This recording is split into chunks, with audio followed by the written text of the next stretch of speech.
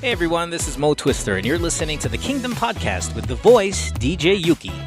That was the OG, Mo Twister, promoting this podcast. If you like Korean pop culture, or know someone who does, then get into it, and visit our Facebook, Twitter and Instagram pages at the Kingdom Pod PH.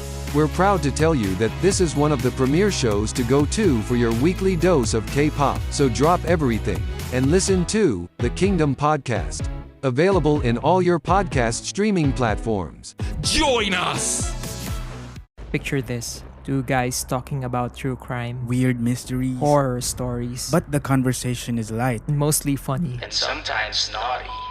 This is Scriptsalog. A Spotify exclusive. I'm Gideon. And I'm Glenn, and we're serving huge portions of horror and true crime twice a week. We'll make sure your cravings are satisfied. And you'll be begging for more. Char. Check us out. This is Scriptsalog, available exclusively on Spotify. If you like this episode, please rate the podcast 5 stars, 6 and take your dome. This podcast is a member of Bunk Collective.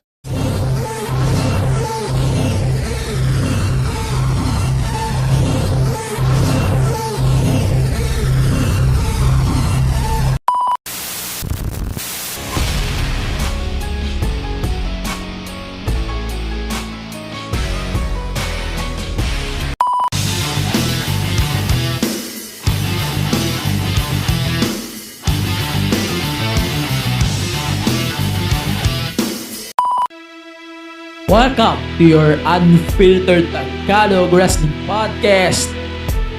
And this is the MTV Show Podcast, a wrestling podcast.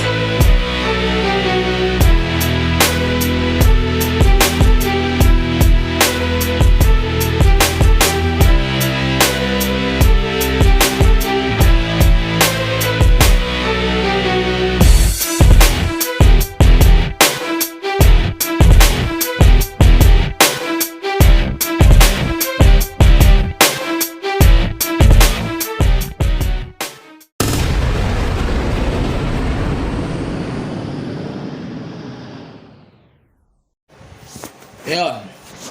Welcome to your unfiltered Tagalog Wrestling Podcast. This is the MTG Show Podcast, a wrestling podcast.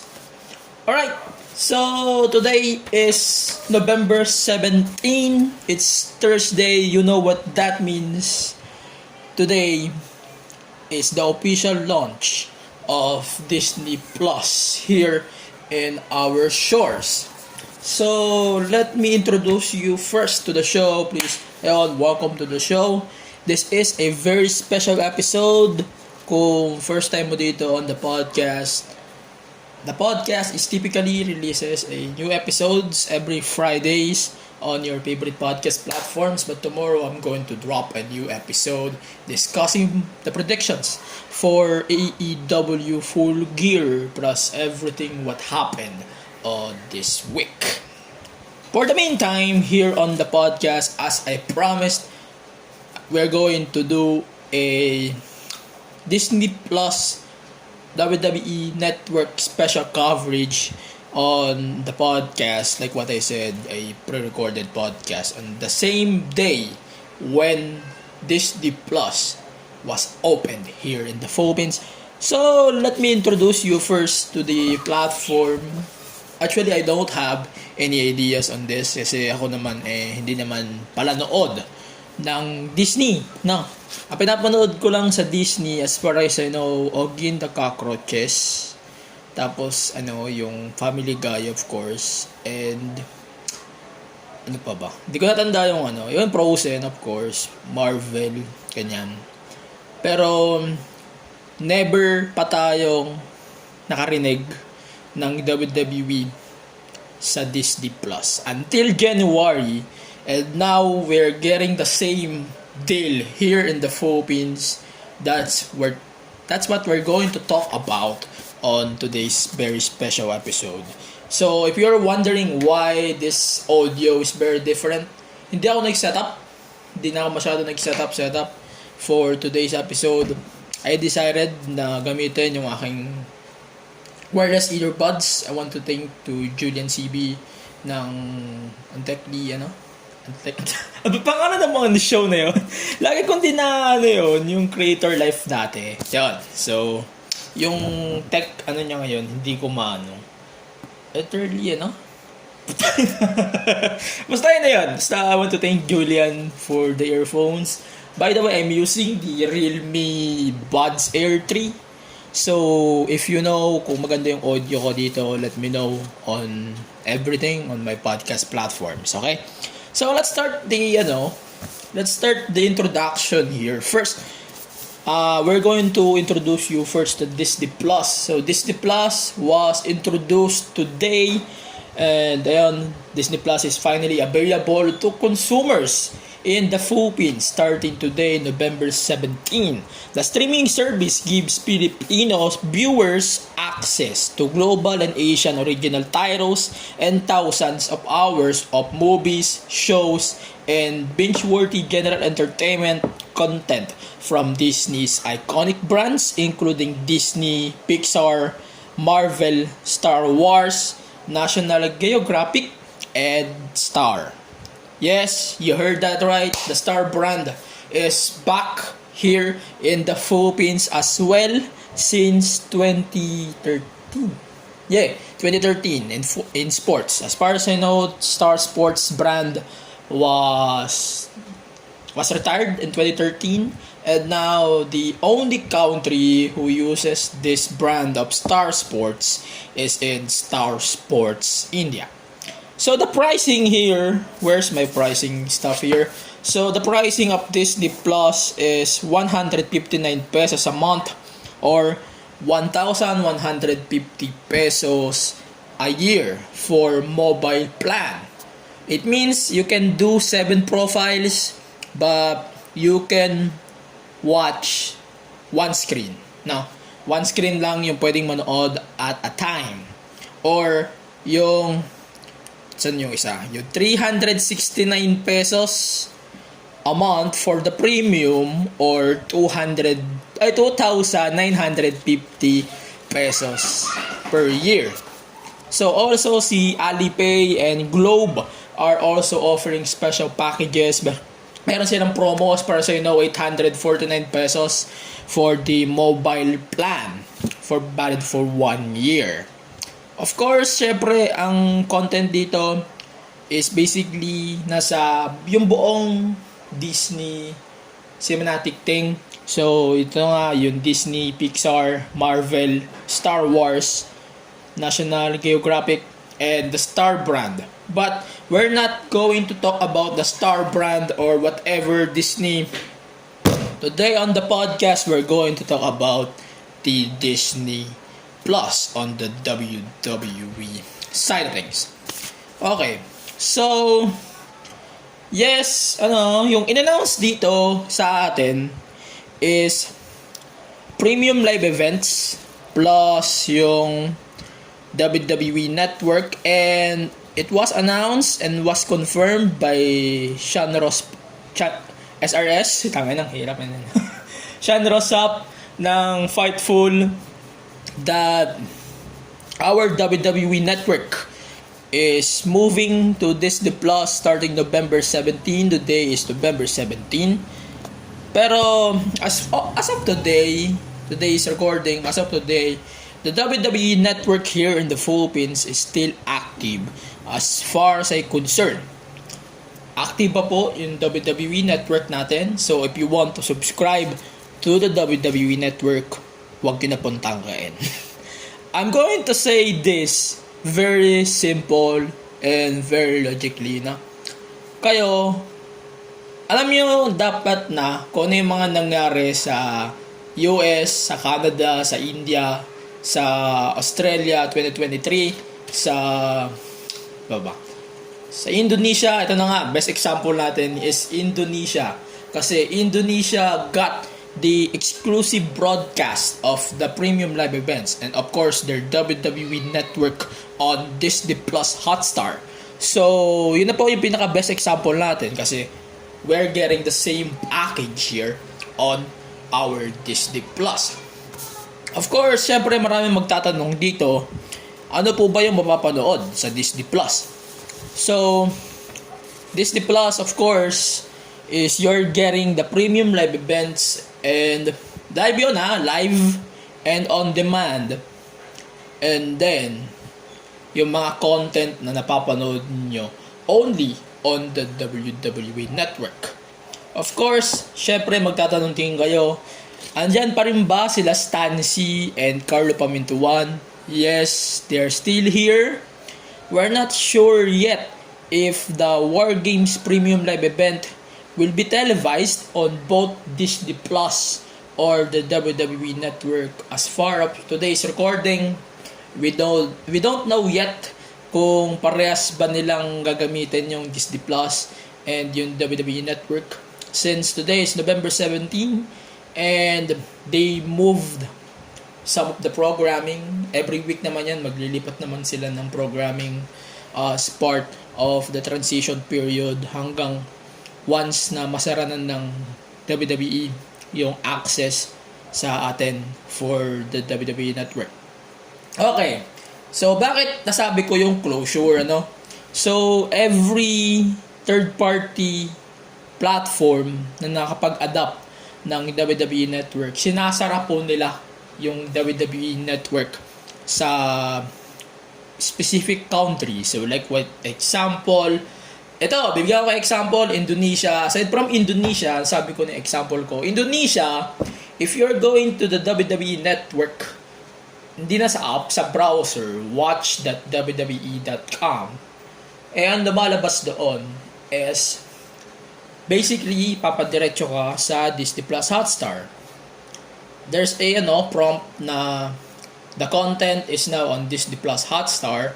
So, ganun po ang nangyari sa kanila once na nasara na po yung WWE Network. Same with other providers, the Peacock, yung nagpasimuno ng lahat ng ito, mga third party na ito.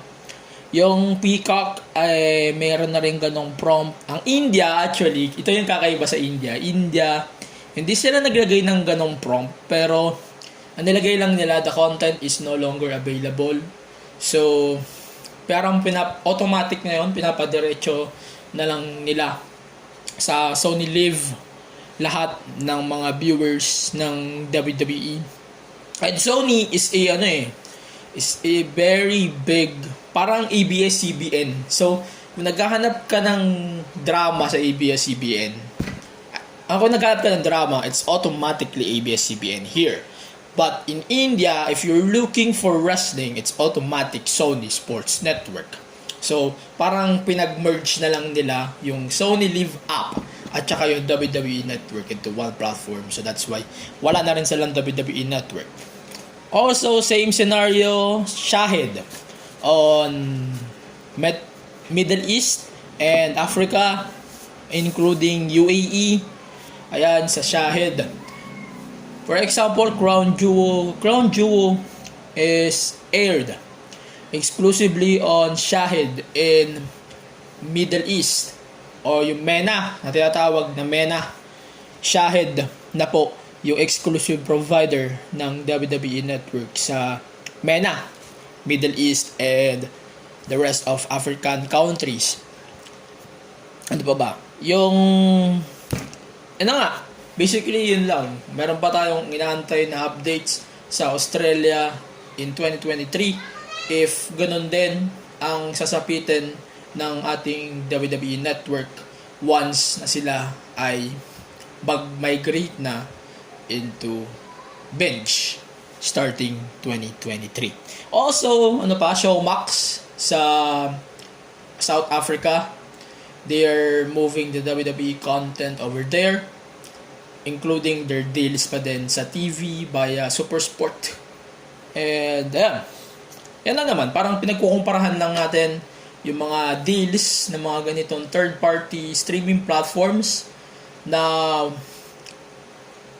naghahawak ng WWE Network on their respective countries. In this country, Philippines, in our scenario, we have a TV broadcasters for the weekly shows. So on our end, sa weekly shows, we don't have The Raw, wala po tayong SmackDown, wala rin po tayong NXT na live.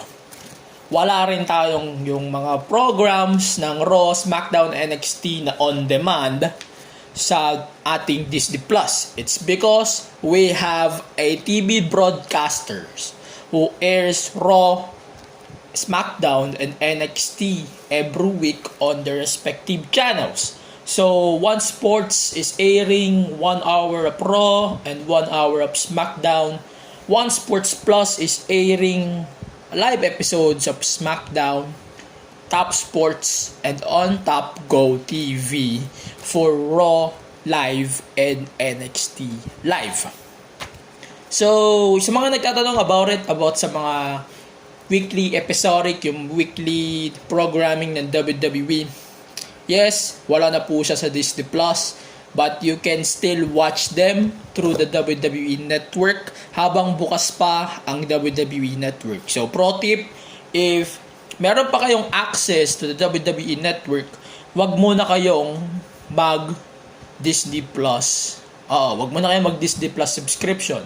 Kung kayo ay walang WWE Network and you want to subscribe to the Disney Plus, kung wala kayong WWE Network and you want to subscribe to Disney Plus, then yun na yung opportunity nyo to subscribe on Disney Plus. Pero kung ikaw may WWE Network ka, if you want to subscribe on D Plus, it's your own decision. Pero kung ngayon ka pala mag-subscribe on the WWE Network, wag ka na mag-subscribe on the WWE Network unless you have a lot of VPNs. Kasi Philippines is yung mga illegal stuff. And of course, magkakaroon din tayo ng banner doon sa network natin once na ma-confirm na we're closing the network here in the Philippines. Pero hindi tayo nag-jump to assumptions na merong dates. Wala pa pong date kung kailan isasara. Mag-a-announce na lang tayo on our social media platforms if the WWE Network is now officially closed here in our shores, and yung of course the exclusivity content na ating pinag-uusapan all the time when we're going to talk about Disney Plus here on the WWE Network. Okay, so sa mga nagtatanong din on what we're getting on the WWE Network on Disney Plus, here it is. So we have may rundown tayo. I-update naman to every week ni Disney Plus sa kanilang app, sa kanilang Facebook, Twitter, at sa Instagram. Lagi sila magpo-post doon ng weekly new content sa kanilang Disney Plus. So they have the WWE Chronicle featuring Paige, from the Paige episode to the Damian Priest episode. Hindi yon lahat sunod-sunod. Yun lang yung nakalagay sa app.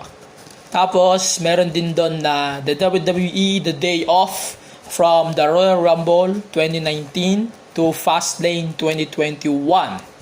Yung WWE 24, ito yung documentaries na I think it is a 24 years, so 24 hours. I'm not sure about this kung paano nag-work doon 24. I think this is 24 hours. 24 hours nga, tama. ito yung documents about superstars na nagko-compete on their biggest moments. Ito, simula doon kina Becky Lynch the Man, documentary to Drew McIntyre, The Chosen One, yung pinag-usapan yung WrestleMania 36. Then WWE 365. Ito yung sinasabi ko na 1 year history of wrestler na parang nagawa nila within 1 year. Pero sa kasamang palad, we have 2 episodes yet on the network. So we have the Alexa Bliss episode and the Ricochet episode of 365. So WWE Untold, from the second coming of ECW to Two Dudes with Attitude episode. Ayun, ito yung favorite ko. Yung Ruthless Aggression, Season 1 and Season 2. Parehas silang incomplete. As far as I know. Yung WWE Icons from the Beth Phoenix episode to Rob Van Dam. The 50 greatest tag teams in WWE. Ito yung parang nirank nila lahat ng tag teams sa WWE history. Lahat yon parang 50 to 1 andon. So, WWE timeline from the Whatever It Takes episode to the Triple H versus Seth Rollins feud.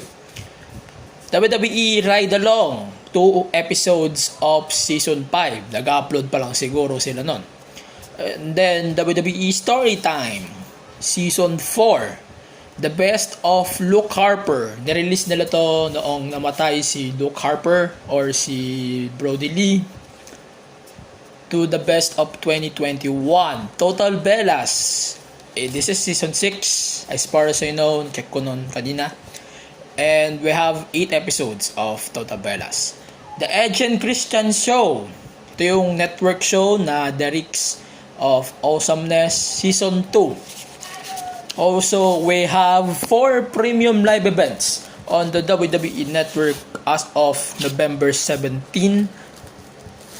I tried to watch all of the pay-per-views. Lahat ng pay-per-views ito na panood ko. Pero sa kasamaang palad, we only have one language and it's English. Pero for sure naman, on the live, kung magla-live man ng War Games here on the WWE Network on Disney+, probably we're going to get 2 commentaries for sure. That's English and the Tagalog commentary. Ayun, so we have 4 premium live events as of today's recording. The Royal Rumble 2022, the Elimination Chamber 2022, the WrestleMania 38, and this year's Money in the Bank. I repeat, sa mga mag-aabang ng War Games, wala pa pong official announcement for the WWE Network on Disney+. And again, wala po tayong weekly shows on Disney+. Again, we're going to repeat the announcement. So starting today, you can watch your favorite WWE programming on Disney+. As low as 159 pesos a month, you can access the WWE content that I mentioned earlier. And 369 pesos a month for 4 devices. Ito, I'm going to give a quick thought before we end the special coverage of our podcast today. I'm going to come back tomorrow for another episode of the podcast. Number 1, I have I think 3 thoughts here. 1, the UI of Disney Plus is great. I love this UI ng Disney Plus.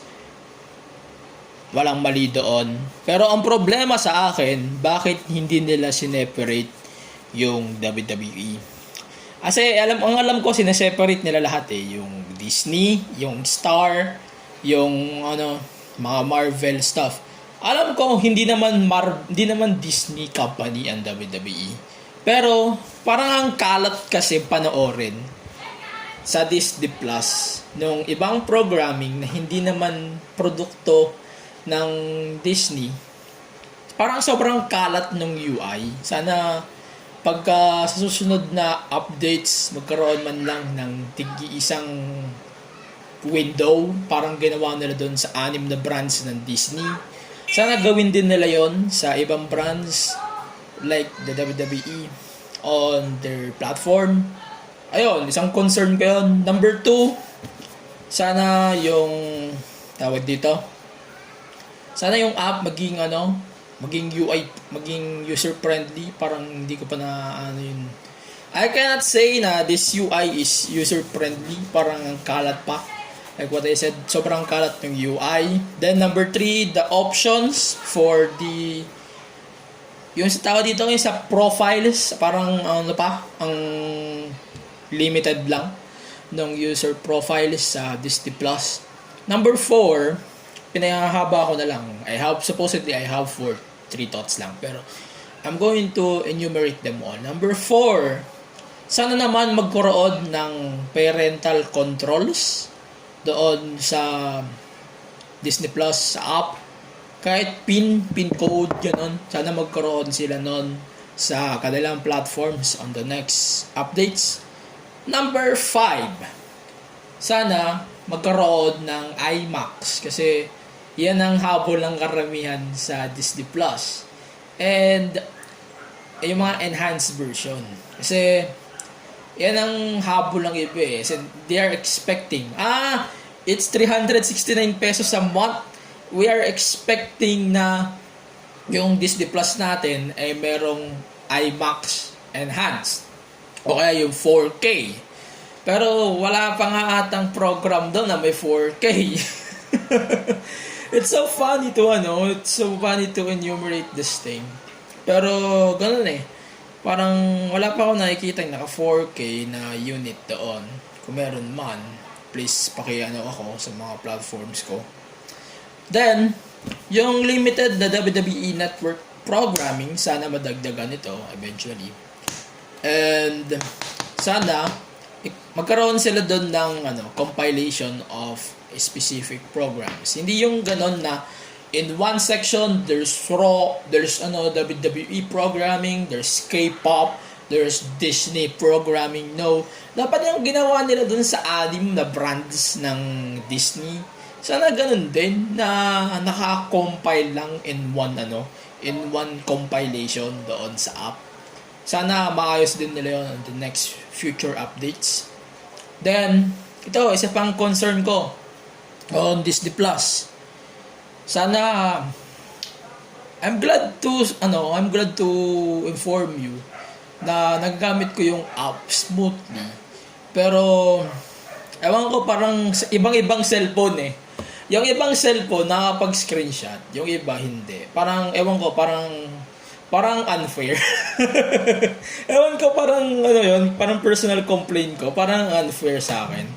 Na yung ibang user nakapag-screenshot through their phones, sa ibang phones hindi makapag-screenshot. Ewan ko kung nananadya ba ang Disney o sa mga phone manufacturers na yon. Pero it depends, no? At the same time, natutuwa naman ako kasi in advance na ng Disney yung pag-open ng kanilang platform, tong Disney Plus. Sana lang maging consistent kayo when it comes to the additional programming, no? Especially with the WWE side, since that's what we're going to talk about and that's what we're talking about here on the show. Sana lang yung programming mag-remind agad kayo 1 week or at least 2 weeks before the premium live event para hindi na magkukumbahog yung tao na mapapanood pala yan dito. Parang magkukumahog ka pa eh. Mag-iisip ka pa kung i-close mo o hindi. O i-stream mo o hindi. Mag-subscribe ka o hindi. Parang you're rushing the people who wants to watch it on your platform. Ayan lang naman ang aking thoughts. Sana lang badagdagan pa yung mga premium live events. Sana all na lang sa WWE Network sa Indonesia kasi almost complete yung kanilang WWE Network. And also to add, sana i-add din ng WWE Network Disney Plus yung mga NXT specials dito sa Disney Plus app. Hindi lang dito, kundi sa Indonesia, sana ganun din. Dagdagan nyo din yung ng NXT, yung content nila doon. And yun lang, at least for me. I'm not going to jump to conclusions about the war games, about the upcoming events on Disney Plus. I'm going to give a immersive review of Disney Plus once the 30 days, at least before the Bash Awards. I'm going to announce today here on the podcast as well that our Bash Awards will take place on the 3rd Friday of December 2022. More details of our this year's Bash Awards will be posted on our social media platforms and lahat po ng details i-post natin for a couple of weeks from today. So I have 2 weeks pa para maayos lahat yon. This is it for our episode here on the podcast. Thank you for joining me, for listening on this episode of the podcast. I want to remind you that the podcast is available on all of the social media platforms: Facebook, Twitter, Instagram, Twitch, TikTok, and of course on YouTube at the MTG Show Pod. Don't forget to subscribe on our YouTube channel, https www.youtube.com/the MTG Show Pod. You can donate and support the pod on ganknow.com/the MTG Show Pod. Gank is accepting GCash as well as your mode of payment. You can join our discussion, and dito nyo na rin una makikita yung details for the upcoming Bash Awards. For more details, you can join or you can visit our website. When it comes to Bunk Collective, thebunkph.com. You can support us on all of the social media platforms at the Bunk PH. Also, you can join our Discord server for Bunk. That's dsc.gg/bunk. And of course, the podcast is available on Spotify, Apple Podcasts, Google Podcasts, and the rest of the podcast platforms, and on the podcast app. All the links related to the podcast is available on linktr.ee/the MTG Show Podcast. Twitter and Instagram, of course, at AG Penera. And please support our local scene, December 11 sa MWF Noche Buena, with the main event, Jake De Leon defending the MWF Championship versus Fabio Makisig. Then, ayun. So, that's it. Also, FPW, mawala ng lahat, wag lang wrestling. That's happening this Sunday, November 20, sa Power Mac in Makati, with the main event, Mike Madrigal versus Chino Ginto in a main event clash on FPW. Mawala na lahat, wag lang ang wrestling. Tickettome.net.